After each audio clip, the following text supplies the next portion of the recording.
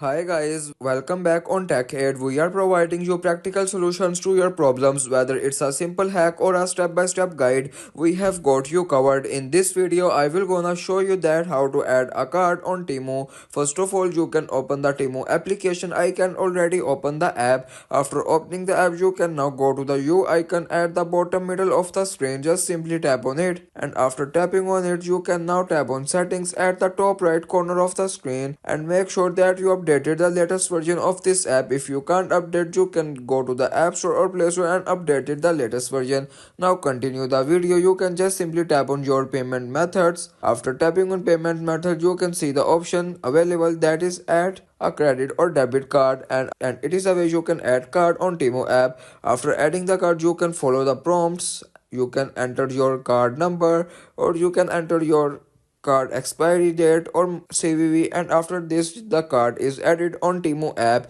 If you want to keep your online activity private and access to restricted contents like I do, trying using a VPN. It's secure, easy to use, and makes a browsing safer. The link to buy is in the description below. If this tutorial helped, don't forget to like the video and subscribe for more practical solutions. Got questions or need extra help, drop a comment below and we will be happy to assist. See you in the next one. Thanks for watching.